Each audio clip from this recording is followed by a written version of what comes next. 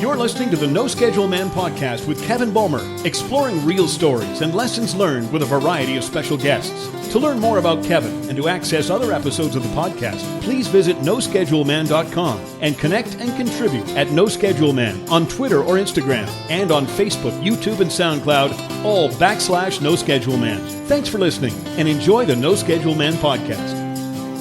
I've been known to struggle with reality. Hi, I'm Kevin Bulmer. I hope you're having a terrific day, and thank you for choosing to spend a little bit of it with me. I'm grateful, and I hope you take something positive away from the podcast. I'm quite sure that you will. You're going to love today's guest, Gair Maxwell. Gair is an international speaker, author, and reinvention strategist. Back in 2010, he released his critically acclaimed book, Nuts, Bolts, and a Few Loose Screws. A couple of years after that, in 2012, Gair was named TEC Canada's Speaker of the Year. His ongoing Reinvention Chronicles, which you can find on his website at gairmaxwell.com. And by the way, his first name is spelled G-A-I-R. gairmaxwell.com is where you will find the Reinvention Chronicles, blogs and video blogs that explore how your business and career can amplify relevance, achieve differentiation. How can you make yourself a little bit different from everybody else that maybe thinks that they're like you or that you think you're like? And how you can accelerate results. You're going to have a great time, and you're going to find all sorts of incredible tools, tips, and valuable and impactful insights from Gair through the Reinvention Chronicles. gairmaxwell.com is where you can find those.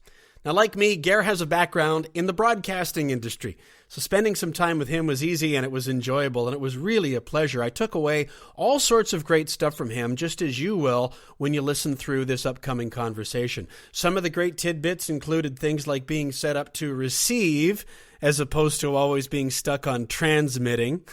We're always guilty of that, listening rather than talking, all of that kind of stuff.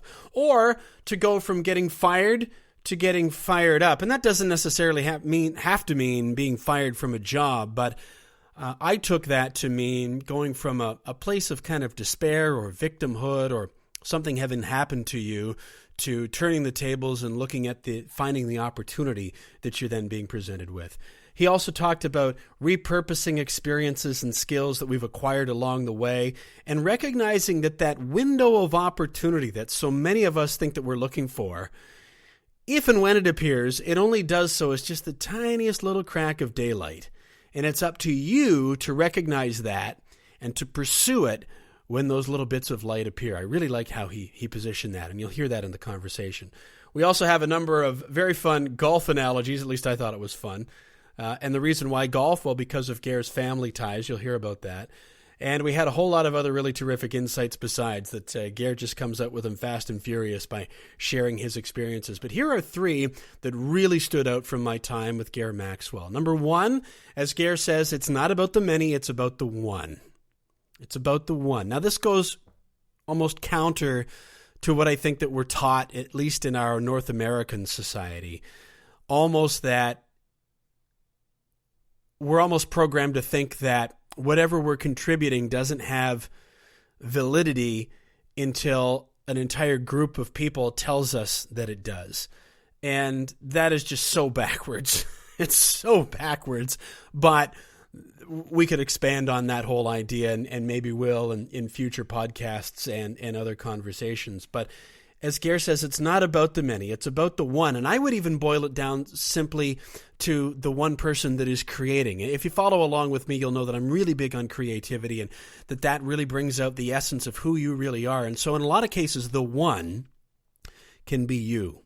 That when you share that essence, that true part of yourself, and you put that out there, you've really contributed to the one, to yourself. Regardless of whether anybody watches or listens or reads, that you often can be the one. But I think more what Gair meant, and I support this too, I think he's bang on, is that you never know who that one is going to be. That might catch that bit of content or that bit of art or that thought or that inspiration that you have shared and passed along genuinely, all it takes is that for that one person, that maybe makes a difference in their lives, and maybe they then pass it along, and then that represents a one, and paying it forward and all that kind of stuff. But as Gair talks about, it's not about the many, it's about the one. And in fact, Gair recorded a video blog on this after we were finished our podcast conversation. I took a picture of him getting the video equipment out, and I'll post that with the blog post on noscheduleman.com. The one that goes with this episode. That was a lot of fun. Number 2 from Gair Maxwell, the idea of purpose versus results. So for instance, you're going to hear him say that a lot of people think the purpose of a business is to make money. Well, is it? That's a really interesting question too, and one that I'm making a note to explore a little bit later on. This actually plays back to a couple of episodes ago, back in episode 20, when I was asking the question, what is greatness? Who decides that? How does that work? And do we have pictures of what that is that might not necessarily be consistent with a healthy attitude for ourselves? But in any case, purpose. What's the purpose of being in a business? Is it to make money, or is making money the result of fulfilling your purpose? I love this. We're going to have future conversations about this for sure, and I love that Gair brought this up. See, because when you know your purpose and you remain focused on that, the results are not going to have as much of an effect on you, up or down. When all of a sudden things are going well, you might not be as prone to thinking that you're the greatest thing since sliced bread and get a little bit over your skis, maybe make some decisions that aren't as responsible for going forward, and thereby, maybe setting some fires for yourself up ahead. On the other hand, sometimes the results are not as positive, and they can drag us down, and we can be distracted by that, and we can get down about that. But when you're coming from your essence, your heart, when you know what your purpose is, then the results are going to fluctuate, right? But when you stay true to your purpose and you don't confuse purpose and result, I think that's a better path. When you confuse the result with being the purpose, you're just chasing your tail round and round and round and round. Listen for Gair talking about that. And number 3, focus on possibility as opposed to problems. Now, this is a great lesson in business and in life. And if you follow along with me, I don't like the word problem. I encourage people to eliminate that from their vocabulary and use challenge or opportunity instead. But focusing on possibility, not possibility. That's a really, really good word. Gair and I, we had this chat in a coffee shop. I want you to know that going forward, because it sounds like we're, in a coffee shop, although the sounds aren't as distracting listening back as I thought they might be, and the atmosphere was a lot of fun. So, brew a fresh cup, pull up a seat, and sit in the coffee shop with us. Here's my conversation with Gair Maxwell on the No Schedule Man podcast. I wonder if we could start, Gair, if I could ask you to tell me a little bit about your dad. Well, my dad actually is a former pro golfer. He was born 7 minutes from the first tee at St. Andrews in Scotland. So Dad was one of these child prodigies growing up on the North Sea coast, and came to Canada at a very young and tender age of 17, 18 years old, because someone from Scotland read about him winning a bunch of schoolboy tournaments, and then that's how he got his first job as an assistant pro at Lambton in Toronto.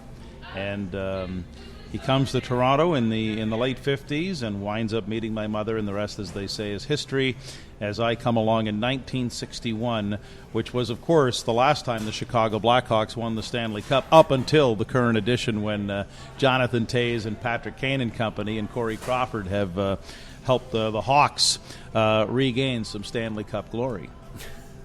I don't know anything about that, being born in 74 and a Toronto Maple Leafs fan, so I don't even know what the Stanley Cup is. But I'll tell you, when you ask about my dad, and I'm honored that you did, because Dad still plays not only an impeccable game, but for the longest time he was a great example of comportment on the course. Like he's the guy who's always on time, Kevin. He's the guy who's always in control of his emotions. He's a professional through and through on the fairways and on the putting greens, and I never clued in until much later in life what a great quiet example he was setting. And here he is. He's now 77 years old, and we played golf. I'm trying, even though we live, in different provinces, I'm trying to make every effort to go out and play at least one round with him each year. And this year, Dad bogeyed 3 par 3s, and he's 77 years old, and he finished with a 75 that day. So wow, that kind of tells you how he's still got game. Well, and the reason why I did bring that up, Gair, is that I thought you did a really great job of positioning that eloquently, that relationship, but then also not just as it relates to father and son, but how those lessons that you just touched on, and there was a term that I noted when I read that, quiet example, I love that term, how that blended itself and led you into so many of the values and the ideals that are so present in your work now. I'm wondering, at what point did you identify all of those things that kind of came from your dad and his golfing that were reflective of your larger mission? It was, to be honest, it was probably about a decade or so ago, but man, do I wish I had been paying attention a lot earlier. And how many of us can say that? No, really, I mean that. Yeah. And I can make all kinds of excuses, but the fact is, I did 20 years of broadcast journalism, and I hate to say it, I think for those 20 years, for the most part, I was on transmit and not receive. And I really believe, Kevin, that so many of us struggle with that. It's kind of like the radio dial, right? Are we on transmit or are we on receive? And I have found that, as you get older, you realize there's a lot of benefit to being on receive and really listening and paying attention to what's going on around you. So in the case of my father, it's become like crystal clear, especially these last few years, about when I look at his body of work, not only as a dad but and a golfer, but just as a human being. When I look at his body of work, I'm impressed, and I'll now spend the rest of my days trying to, struggle in some ways to live up to that, because he's, in his own quiet way, he has set a very lofty standard, and I think standards are good. I think they are good. I think they make us be, aspire to be better and find something deeper within ourselves, and bring our game to the next level. Because as whether it's business, whether it's life, whether it's golf, each day you're only as good as your last day. You got to bring it to the course every time. Absolutely. So if it was about a decade ago, as you say, that you really started to identify and integrate some of those characteristics into what you were doing, what led to that, to viewing that experience with and through your dad? That's a great question. No one's ever asked that before, and I can share with you, and I think anyone who's in business will understand this readily, because I use this example a lot when I'm especially working with small business owners, and well, it really doesn't matter. It's companies of any size, because I grew up on a golf course. And I just want to say, for the record, I mean, I'm nowhere near my dad. Anyone thinks they're going to, be sandbagging a match with me are sadly mistaken. I'll struggle to break 100. But you got to remember, as a kid, that's what you grow up with, watching. You're hanging around the golf course. The game just becomes infused as part of your DNA. And I realized about a decade or so ago that golf and business had so many astonishing parallels, and not the least of which is, and I think this is great on a podcast because you can really see it in the mind's eye, is that the ball is either in the hole or it is not. It's very clear. It doesn't matter if it's 3 inches away or if it's a 300-yard drive. It's still, another stroke on the scorecard. And I think business is exactly the same way. A business, any company, either made a sale or it didn't. You either have a customer or you don't. And there is no wiggle room around that. You might have a prospect, you might have hope, you might have a lot of people saying, well, geez, I'm interested, but not right now. No. You either made the sale or you didn't.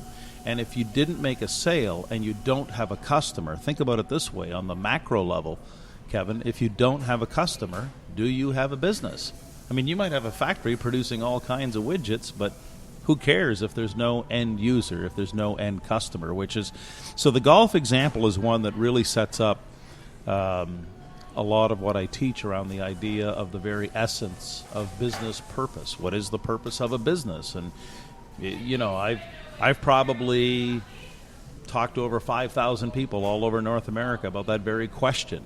And so I can, categorically state that 80% of the answers are inaccurate in terms of business purpose, because so many people will respond with, well, purpose is to make money. Well, is it really? Is making money just the purpose? Is it really the purpose of the business, or is that just the result of how a business fulfills its purpose? Absolutely. And so if it's not purpose and instead it is result, that's like the golf ball metaphor. It's either, it can't be both. It's got to be in or it's got to be out. And so, I'm on a bit of a tangent here, but it allows me to extol the work of Theodore Levitt. So anytime anyone in business has a chance to hear a message that connects to Theodore Levitt, I'm going to take every opportunity. The guy was a Harvard business professor in 1960. He nailed it, Kevin. Nailed it. The purpose of a business in 1960. It's one of the most famous business essays ever written, and I'm astonished to this day how few people know about this guy's work. Theodore Levitt nailed it for forever and ever. The purpose of a business is one thing. It's to create and keep a customer. Boom, that's it. Pretty simple and direct mission statement, isn't it? But it's simple and direct, but it's actually within that simplicity, there's an awful lot of complexity. Oh, well, absolutely. I mean, Right. You can take that and put that on whatever canvas that you want and instill your own values upon it, but it still comes back to that one polarizing... Yeah, exactly. It's create and keep Yeah. a customer, because the real growth is in the keep. Anyone can create customers. Seinfeld had a great episode. Anyone can take a reservation. It's whether can you hold the reservation. I saw that on your blog, and the irony is not lost on me that you and I are talking in a coffee shop. And so I am going to try to encourage you to do the opposite of every natural instinct. But that's another different story. I want to go back to your dad and the integration there in just a second, but since we got on the golf, not to go too far down that, usually I'd say rabbit hole, but we'll call it a gopher hole. Exactly. With the golf analogy. When I was the manager of a stock car racing track called Delaware Speedway, Okay. our beer rep, our Labatt rep came in one day. Okay. And he was, and probably still is, a golfer. I haven't had contact with him for years.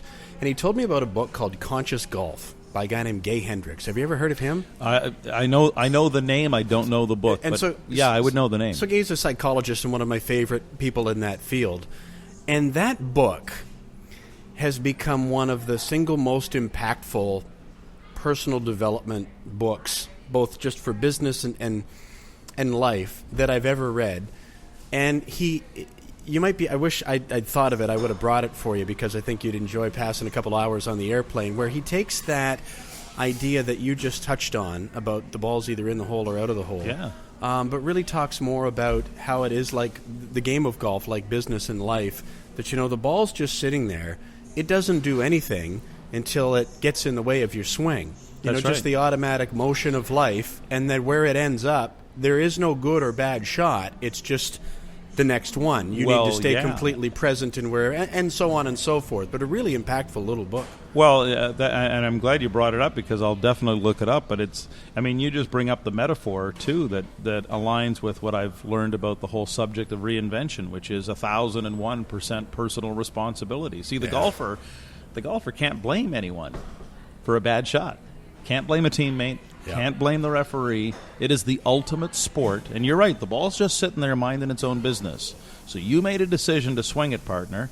And if you shanked it in the woods or knocked it out of bounds, that's your issue to deal with. And how often do we see that, play out in everyday life? So I think, the whole idea, I call it the principle of compete inward. You can't blame the conditions of the course. You can't blame the weather. You can't blame the economy. You can't blame the customers.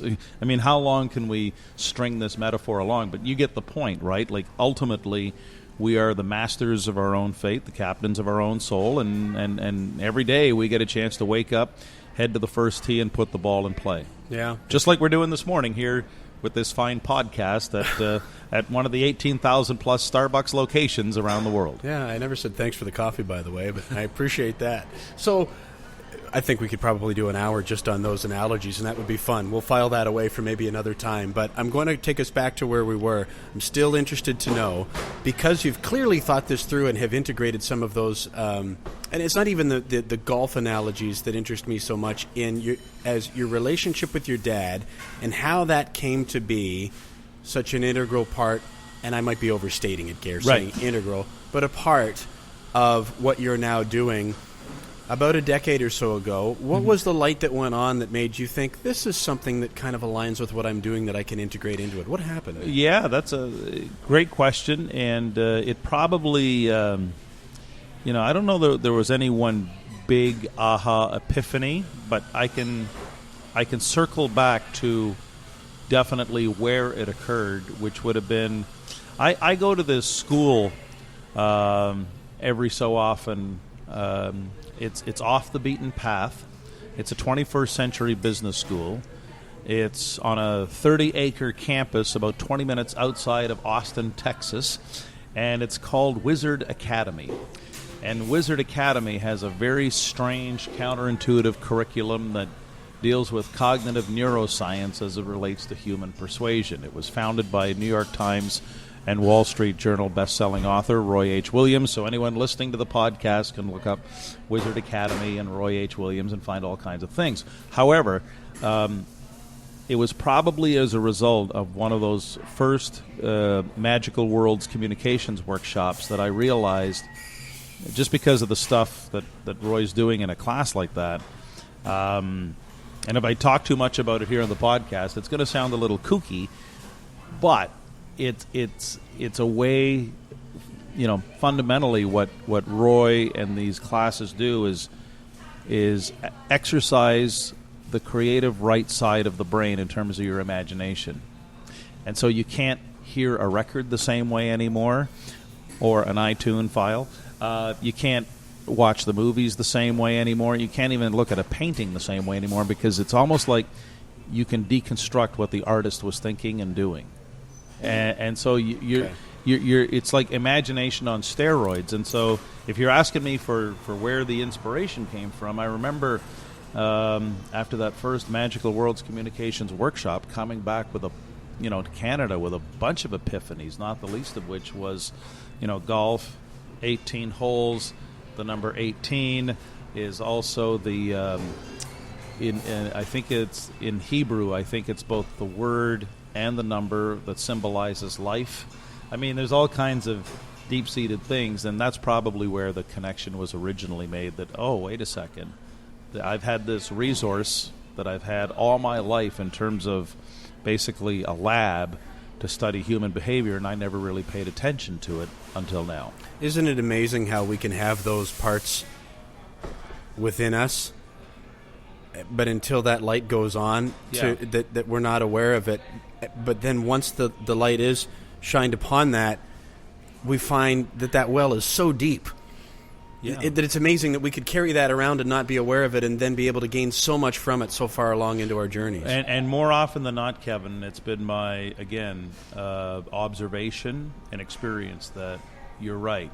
The answers are typically within. However, you benefit, whether it's a Wizard Academy or some other thing. Doesn't matter what it is.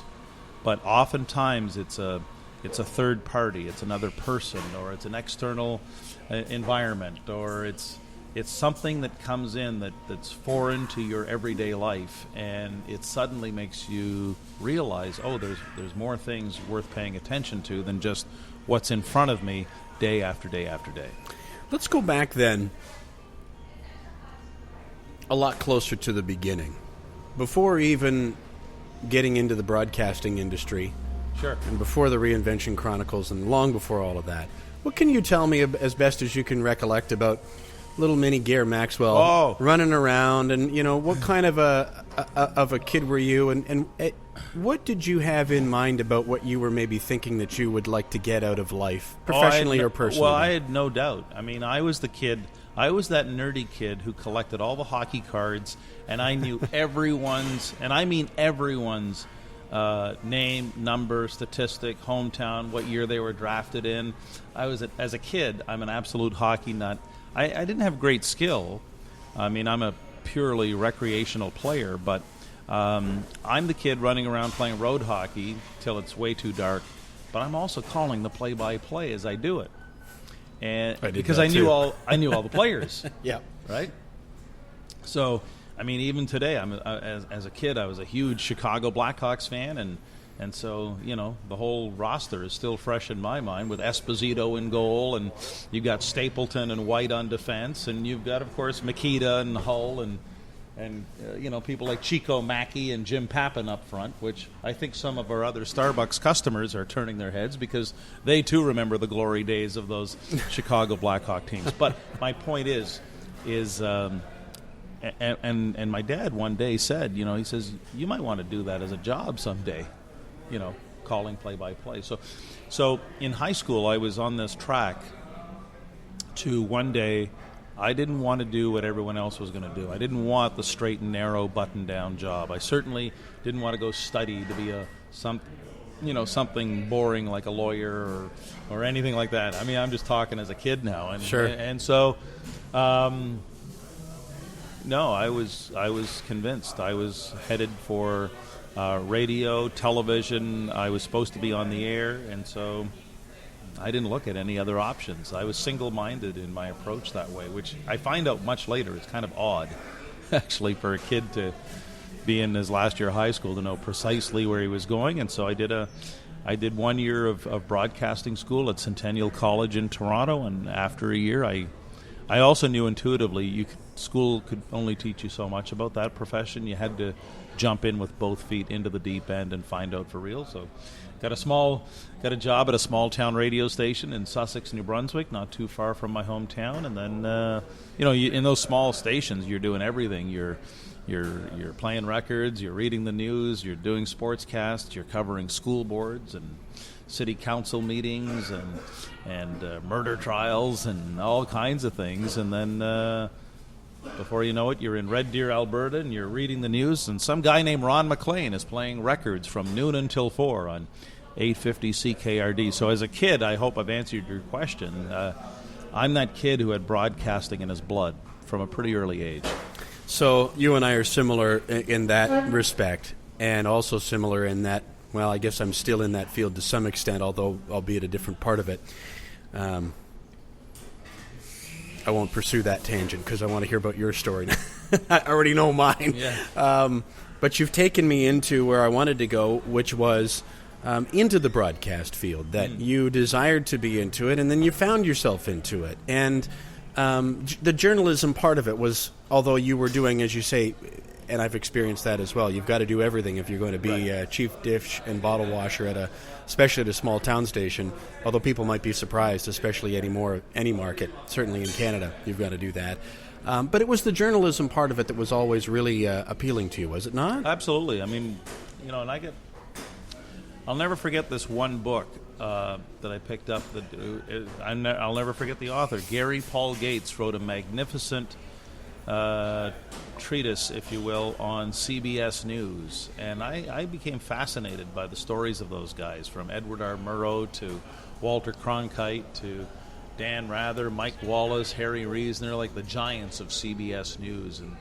And so early on, for the better part of 3 or 4 years, I honed my chops, as it were, in the newsroom. And you acquire some. I think that's what happens to a lot of us, Kevin, in our early 20s and mid-20s. The things we pick up back then are very formative, and they stay with us. And not the least of which are those journalistic skills of just always asking the question, probing for the answer, trying to find the real story, as opposed to being just snowed and given some plastic answers from some fake politician. So from there, that was a good foundation to bring into things like sportscasting, because I didn't want to be the cheerleader all the time either of the hometown team. I wanted to be the objective, sort of reporter of what was actually transpiring on and off the ice. So, that led into 1,000 games of play-by-play in the American Hockey League with affiliates of the Calgary Flames and the Winnipeg Jets and the Edmonton Oilers. And then I don't know where this all goes. But I know one thing, that no matter, even today, I mean, you don't forget those journalistic skills. But I think that's no different than a lot of people. I think, in your early and mid-20s, when in your formative years, you've picked up things that are going to be with you forever. And for me, it was one of those things to always see things through the eyes of the journalist. Sounds to me, when you started out wanting to be a play-by-play person for the Chicago Blackhawks, so thinking sports and thinking play-by-play, but then along the course of the journey acquiring such a natural curiosity for journalism. How surprised were you by that when you found that you really had an appetite for that end of it? Because they seem to be kind of different things, although when I think about it, maybe not all that much, but...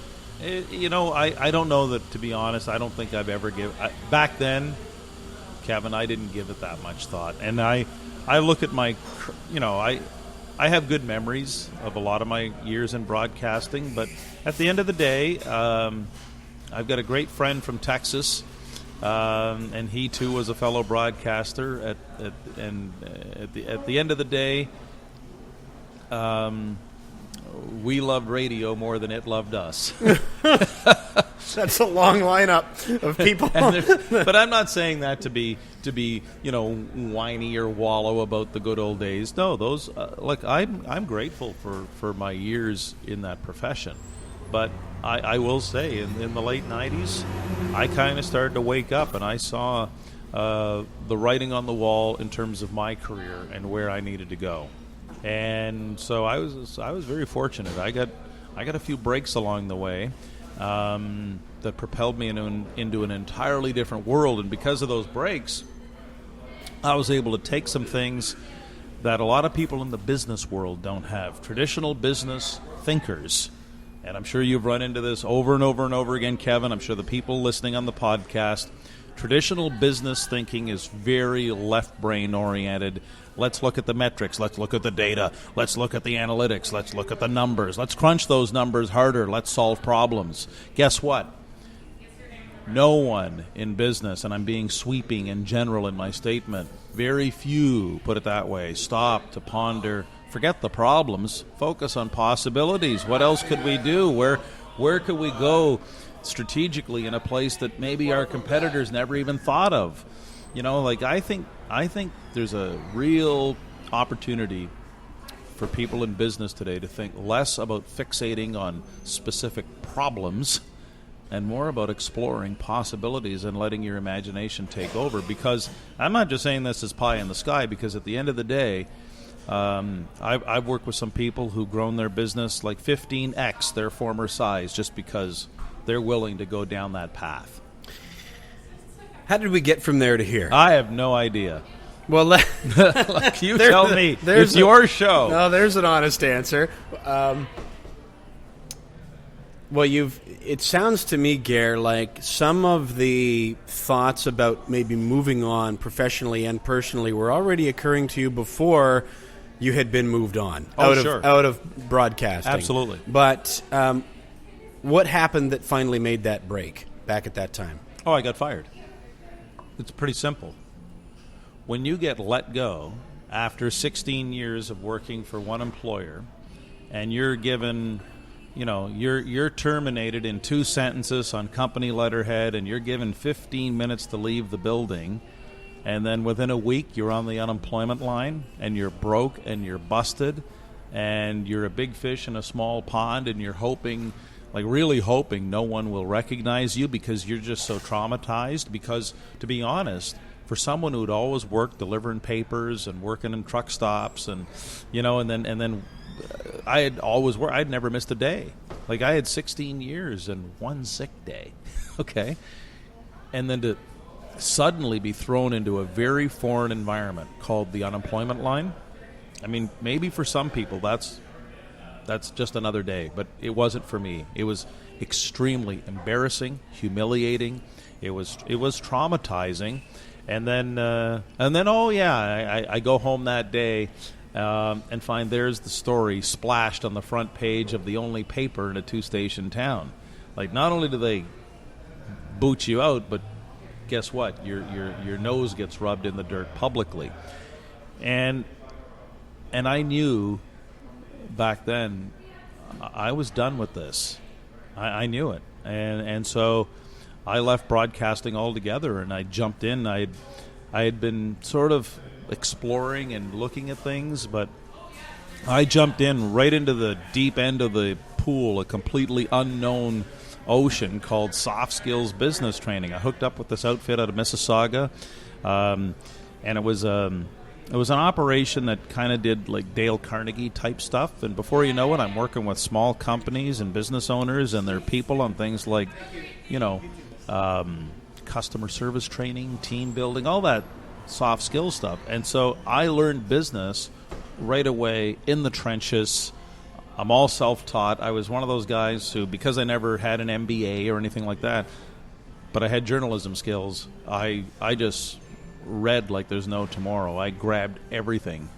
So I'm churning through 100 business books a year just to and learning also the hard way of what works and what doesn't work in terms of how a business actually is able to, as we talked about earlier, create and keep customers. So I'm all self-taught that way, but the crucible was the unemployment line. That's where, and it was only years later I realized, and I mean many years later, that I realized, that stretch of time was much less about me getting let go or getting fired, and it was more about that's where real reinvention happened.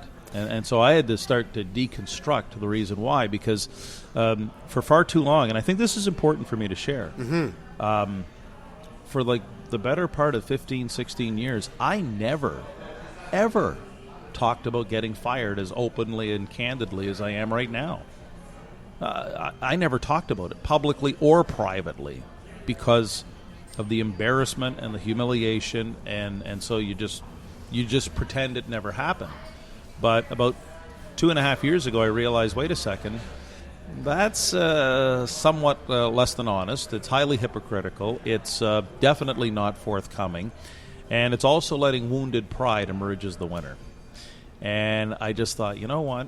It's time to start talking about this, and because I'm never one to, I never wanted to wallow in victimhood or self-pity, but I have to now take charge, own the story, and recognize, for anyone, everyone's got their version of what I call the ultimate, undisputed, soul-crushing setback.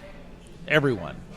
There isn't a person in this coffee shop that we're at today that hasn't experienced their version of the ultimate, undisputed, soul-crushing setback. For me, it was getting fired. But the point is, and this is what I've got a big keynote conference that I'm doing on the East Coast in less than a week from now, and I'll share that story with that audience of over 400 people.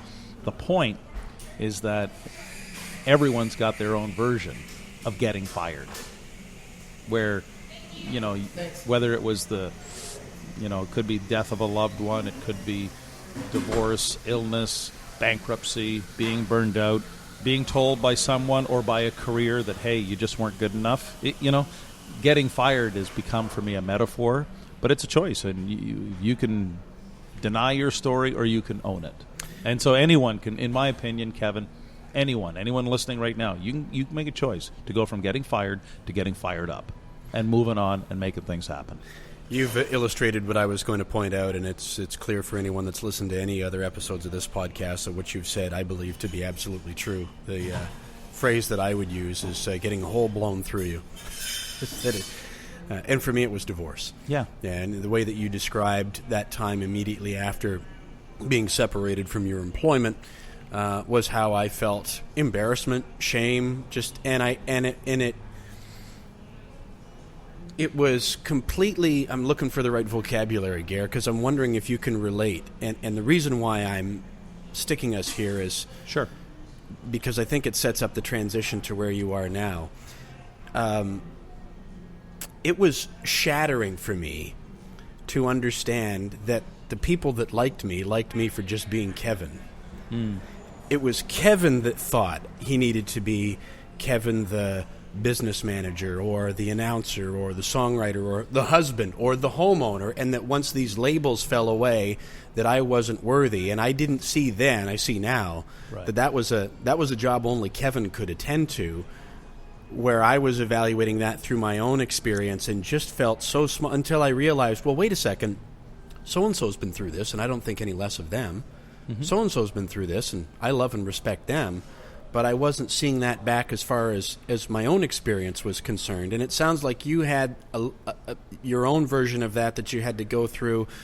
Once you were let go, you saw yourself in the paper, your identity or part of it is all of a sudden sort of whisked away. But tell me maybe a little bit more about that process that you started to allude to about getting into the soft skills training. But And with also in mind that, as we noted a few minutes ago, it sounds like some of the seeds of curiosity of what Gair Maxwell was going to become after the reinvention were already starting to bloom somewhat. Yeah. Then the crack comes. Tell me more about that transition from the firing and into the next phase. You're a great interviewer because your instinct is correct. There was, and I can't stress this enough to anyone listening, the door opened a crack, okay? And I really believe this, that opportunity never knocks. It only ever whispers. And that door of opportunity that everyone's waiting for to swing open, that ain't ever going to happen. The door will only ever open the tiniest of crack, and a little ray of light will shine through. Question is whether or not you see it or not. And so for me, what happened was, about a year before I got let go, and we parted ways with broadcasting, I was sharing my concerns with a friend of mine, and I was saying, I don't know what I'm going to do. I don't really know anything. I'm not trained for anything. All I do is talk on TV or on the radio. I don't really have any skills per se, and I was just going on with, and I was being a little mopey about it, my tale of woe, and I don't, and I am not bilingual, which was important back in New Brunswick, and so she says, well, why don't you come out? She says, I'm doing this project with small business owners who are just getting their companies off the ground. She says, I've got this contract with the Business Development Bank of Canada. We got a seminar coming up next Wednesday night.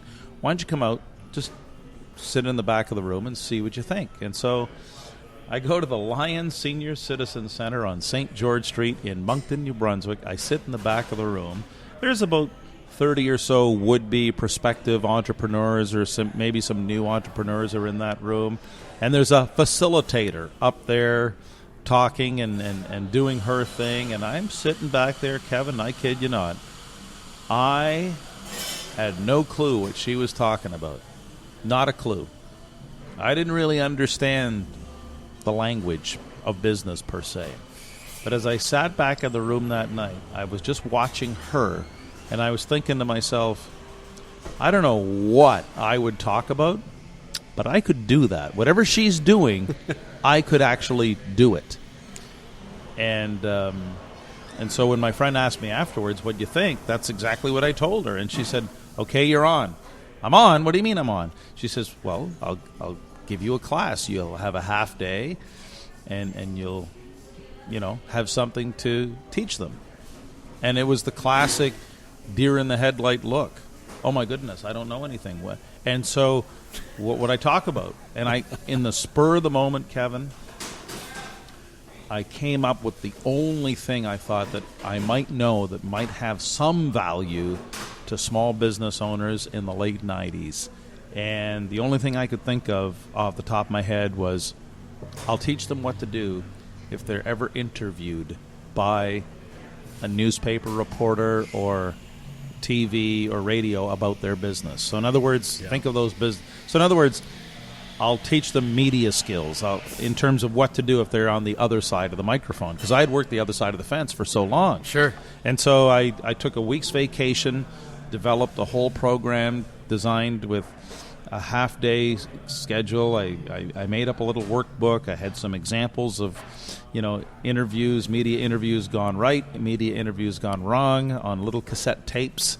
That's how old this was, right? It sounds sort of Stone Age back in the late 90s, but that's what it was. And so I delivered that first program, and my friend turned to me and said, she says afterwards, she says, because it went over very well, and my friend said, well, you don't know this yet, but she says, you could turn this into a business. And I looked at her like she had two heads, because I was so completely green and oblivious to the worlds I didn't even know the world of speaking, consulting, facilitate. I didn't know that world even existed, because I had been where was I for 20 years?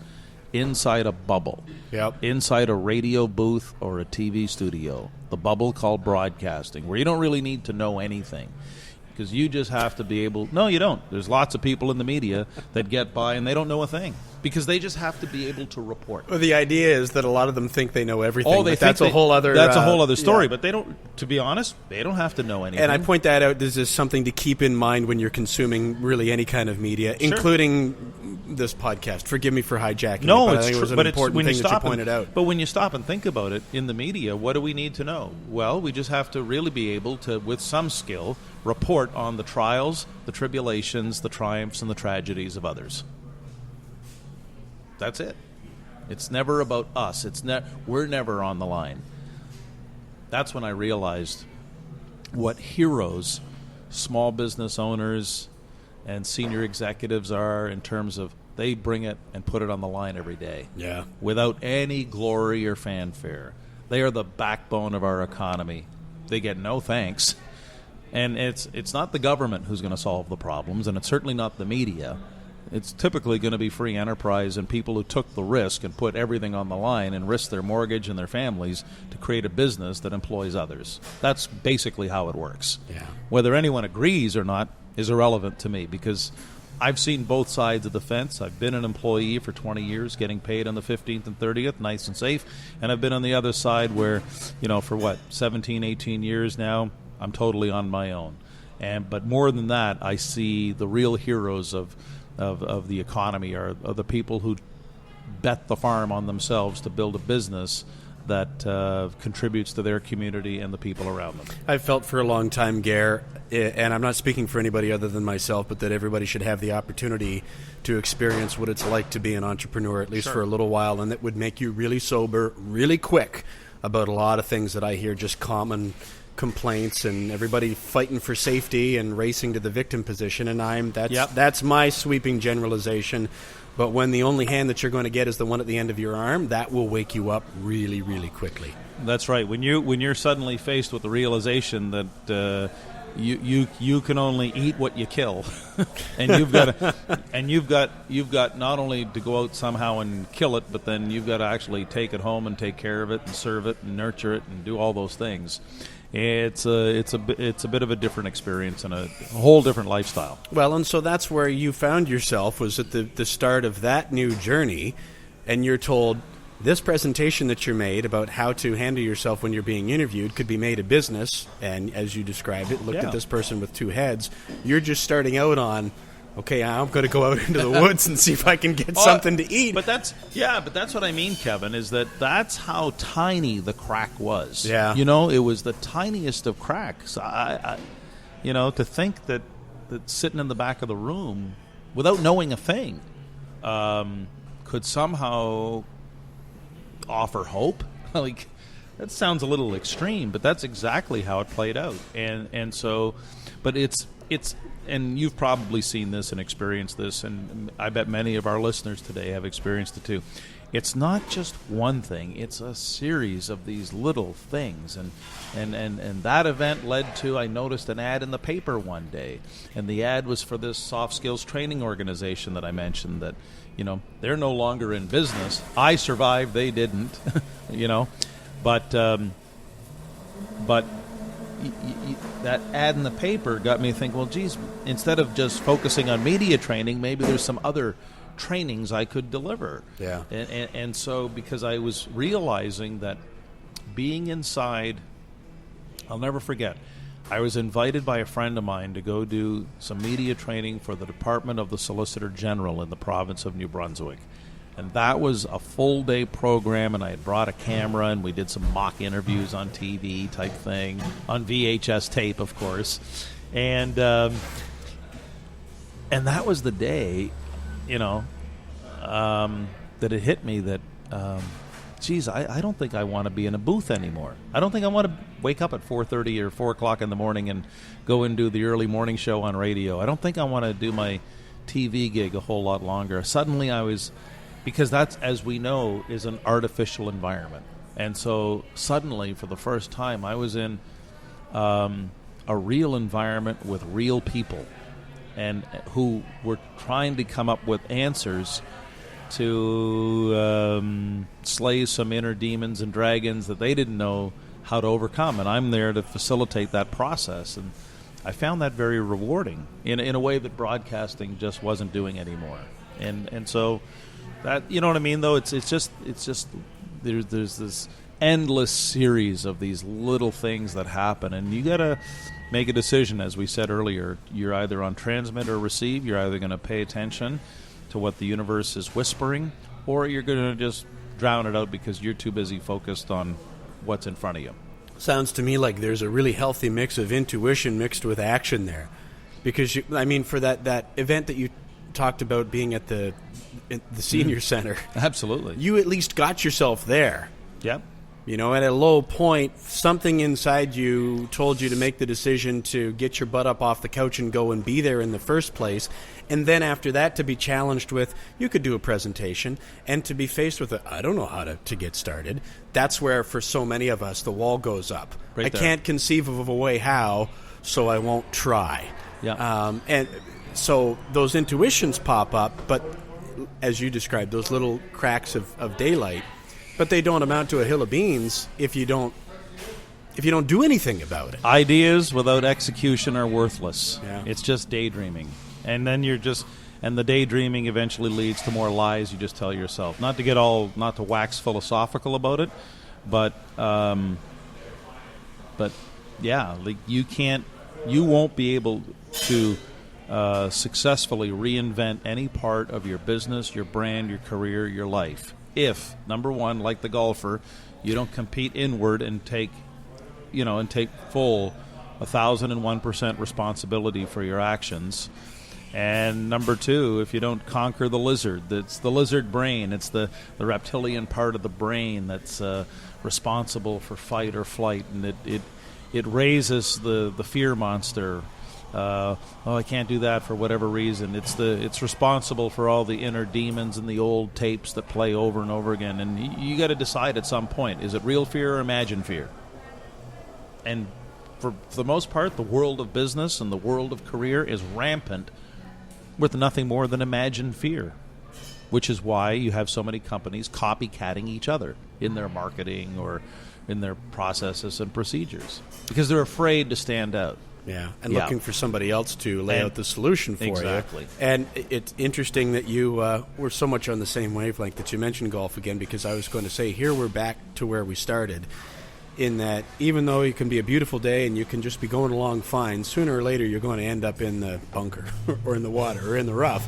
That's a great analogy, yes. And the only way that you're going to be able to get out is to take the next shot. And guess what?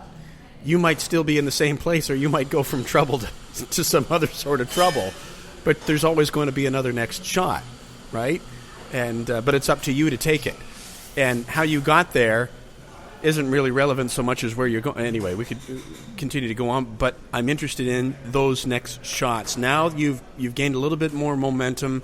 Right. The light has gone on. You've done a presentation. You're getting some soft skills training. Yeah. And then maybe you can tell me about the shots that you took to what led to ultimately, and this is a big leap, forgive me for that, but who you perceive Gair Maxwell to be today to lead into this career path that you've pursued. Well, it's if I can boil it down, Kevin, and for the interest of the people listening and tuned in on this wonderful podcast, it's a case of I got lucky because I really found a niche that no one else was doing at the time. Certainly not near as I could tell on the East Coast, and it revolved around this word called brand. And I realized from my journalistic background that people were tossing around the word like so many manhole covers without really understanding what it meant. Yeah. And I started to realize what they think it means isn't what it really means. Although I didn't have the answer, but I was noticing, I could just pick it up in conversations that depending on who you asked, even the marketing people, they all had this different spin or interpretation of what a brand was and was not. And how can you actually construct something or be responsible for something if you can't even agree on definition of terms? And so I realized the world's greatest brands didn't owe their success to, it's just common sense, they don't owe their success to a logo or to a graphic design. And yet, so many people were associating that word with that element of the brand. And I realized it had to be a deeper meaning to it.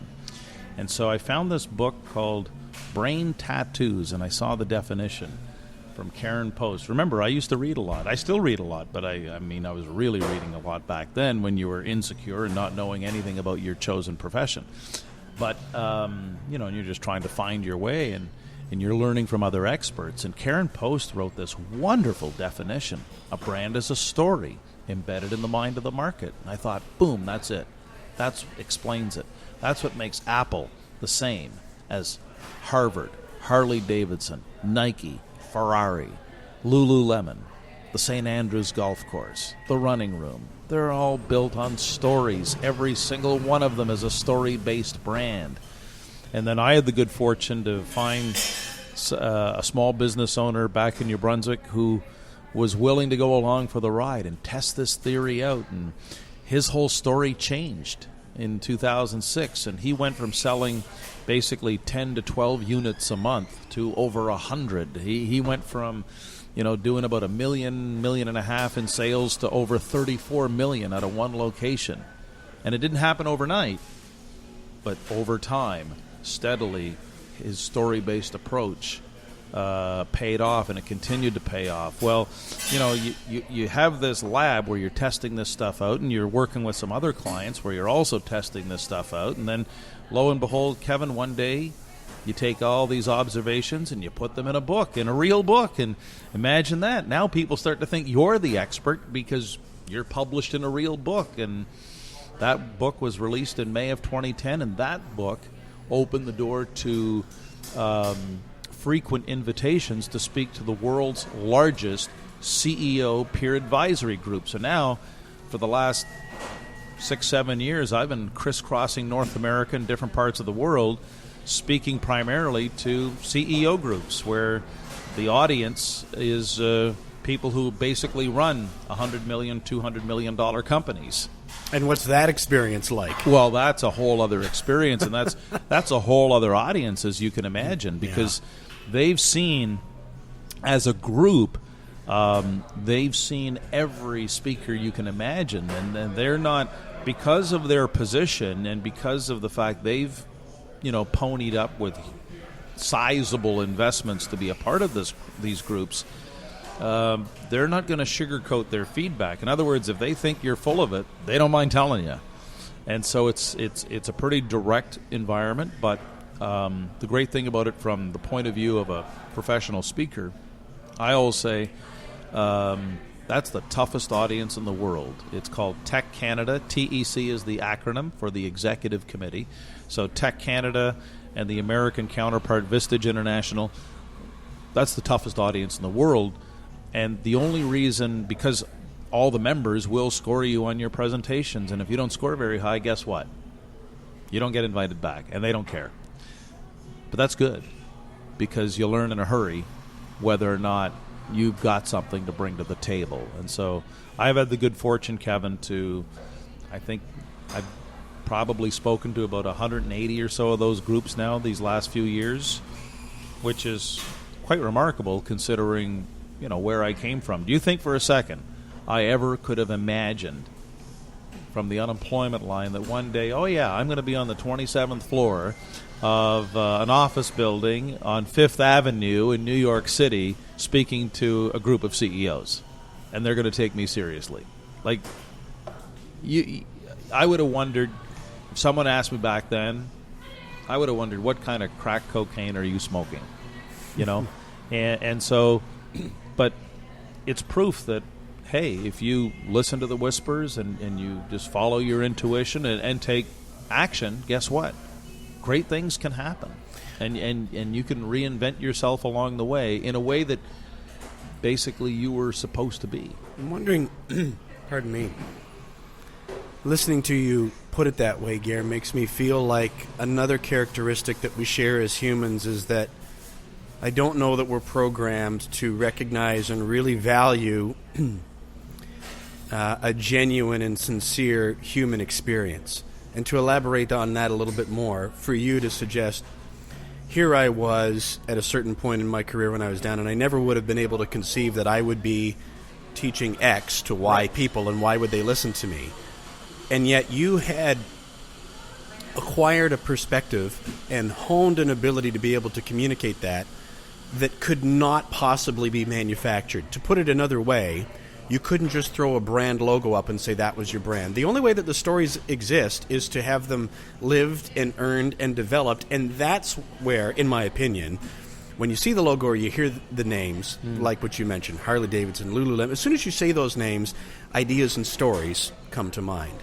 So Gair Maxwell became his own brand through action and ideas, and that when you come to these CEOs, I'm guessing, they respond because they probably can pick up on that sincerity of the human experience, as opposed to somebody just showing up in a suit and tie that has a piece of paper that said, I went to school and I was qualified to tell you this. Yeah. And so here you go. How much of that or some element of it do you feel is accurate? That's 1,001% accurate, Kevin, because right away, it's like anything, though. I think as humans, we do have an innate sense to experience.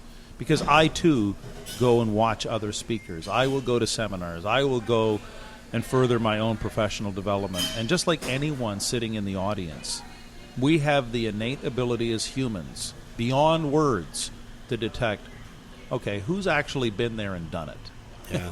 Yeah. Who's walked that journey? You know, who actually knows what they're talking about? Let's just take the marketing world, for example. In the marketing world, there's lots of people who can go out and get a PhD, couldn't they, in the study of marketing? Sure. But does having a PhD convert into actually being able to demonstrate proven results in the marketplace? Like, in other words, with what you knew, was it able to help company X move from this level to a whole other level just based on your theories and ideas? I mean, that's so yes, to answer your question, I think, yeah, we can, you know, I think humans have a pretty good BS detector, and I think that BS detector is even more alive now because of the internet, because we're being snowed under every day with so much, you know, information that a lot of it is BS. And so it's always refreshing when you run into someone who, you know, really knows their stuff. And so people listening, for example, you know, Dan Martell's a great friend of mine from back in Moncton, and he's turned himself into just a fantastic business coach. Okay, but he's done that because again, he doesn't have the PhD, but he's actually started and sold like 3 Silicon Valley companies. Guy knows what he's doing, and so people feed off that, and so, and I know I always find it refreshing when I run into someone like my old friend Dan Martell or anyone that you just know, hey, they've walked that journey. What else do you have in your mind in the not too distant or maybe even distant future that you think would be a further part of your continued reinvention? Well, we've got the book. So the book is in progress, and this is a great opportunity to actually talk about it. It's I published on my website the precursor to the book. In other words, I've been approached by a publisher out of California to complete a manuscript within the next 5 months.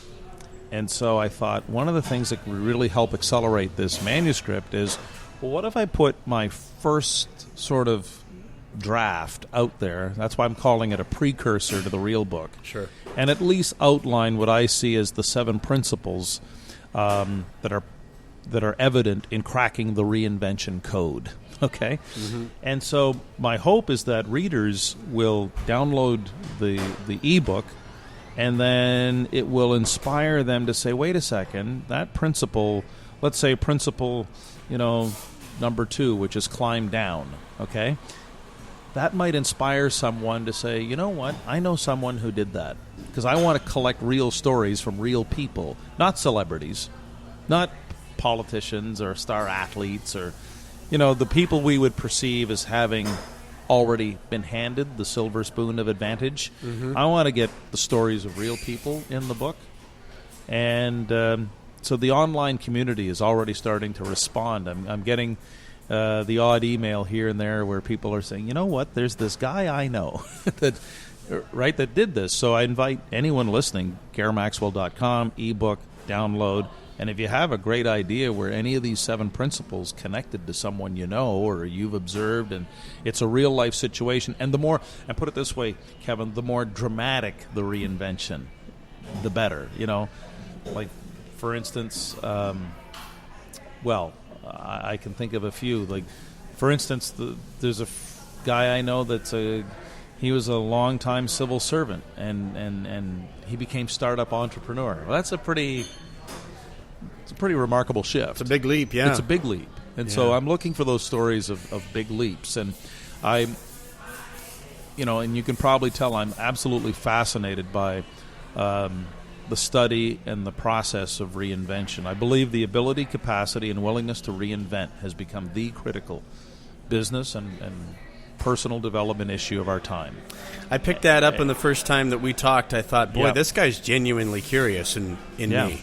And I picked up on that energy almost right away. And I think that for me, when I came across an awareness of you, I saw one of those little cracks of light that I thought, I need to pursue this. Okay. And then when you responded to my invitation to do this podcast as quickly as you did, and we were on the phone a week or so ago, it was like being hit with a jolt of electricity of a similar kind of curiosity of what I guess I would call a genuine human experience, real story. That's why this podcast exists. That's why we're sitting here. Right. It's because I'm interested in a lot of the same things as you are. So any way that I can ever help or turn other people on to or contribute in any other way, count me in as a supporter and as a fan, except for that I'm going to be cheering for a different hockey team. Yeah.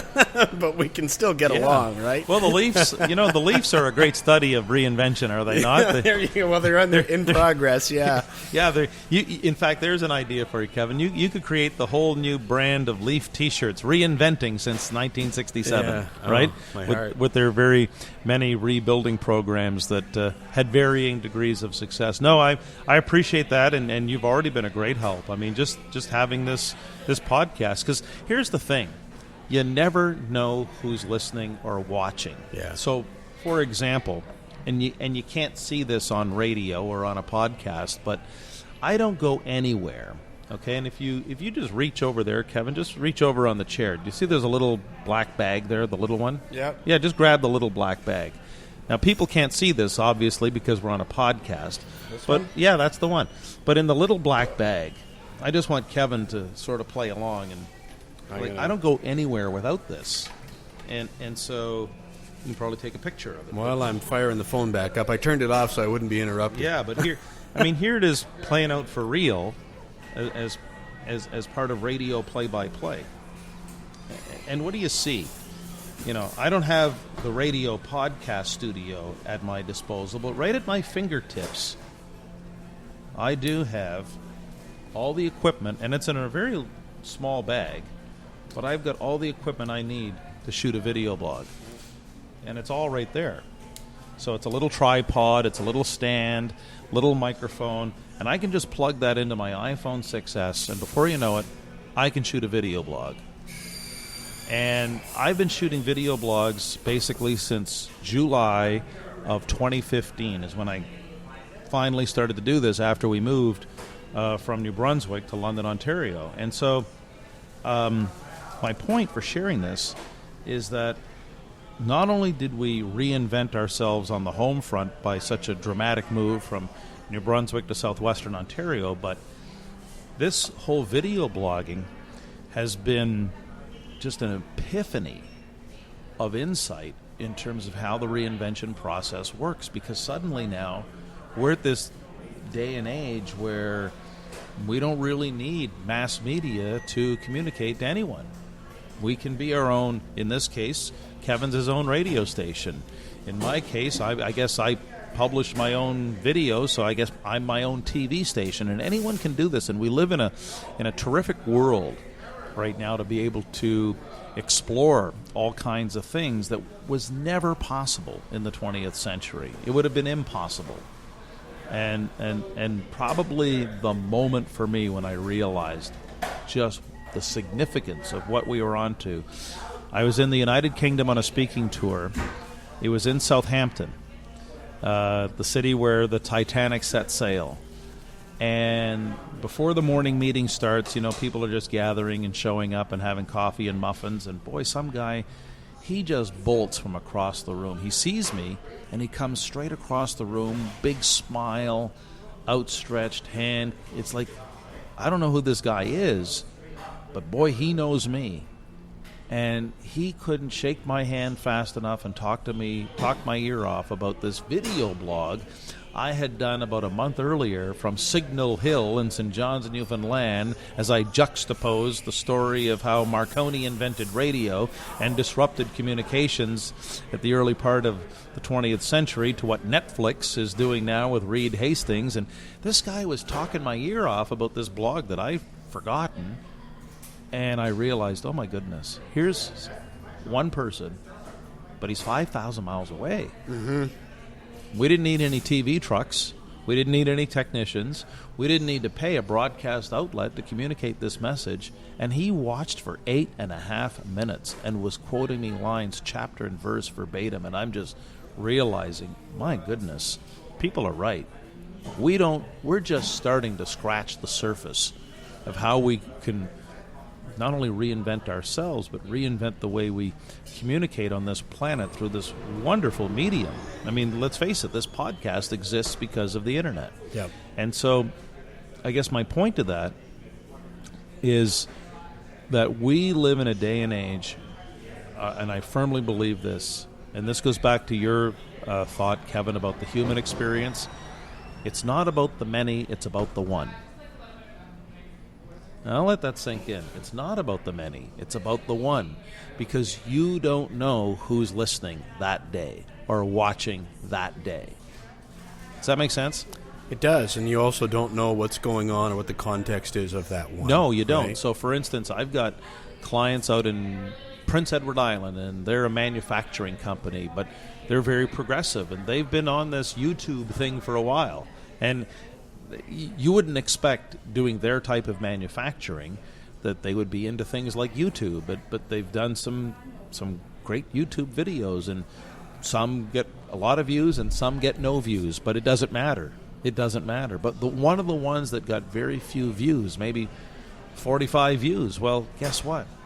One of those views was someone out of Lincoln, Nebraska, who placed a $1 million plus order for these things that are getting manufactured in Prince Edward Island.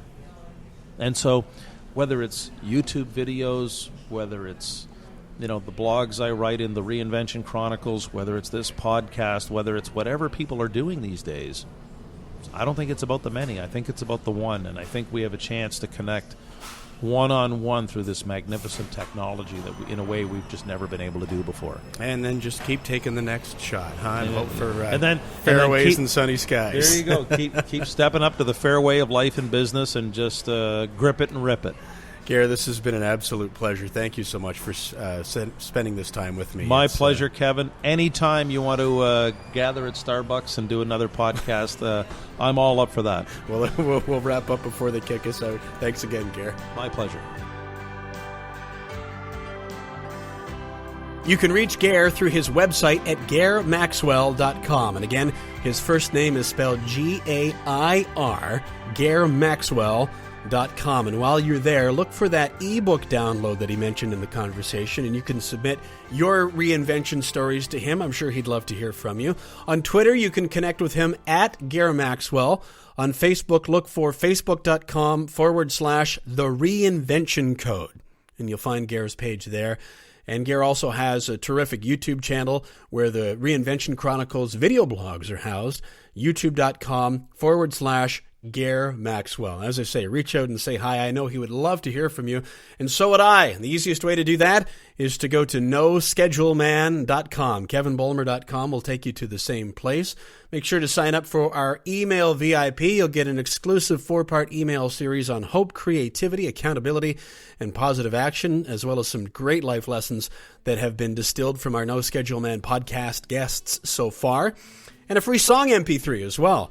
My tune Deja Vu, which is the song, incidentally, that you hear at the end of every one of these podcasts. You can share and subscribe to this show on iTunes, YouTube, or SoundCloud. Just go to any one of them and search Kevin Bolmer or No Schedule Man, and you'll find us. Thanks again for spending some time with me, and I'll catch you next time on the No Schedule Man podcast. Just a little deja vu.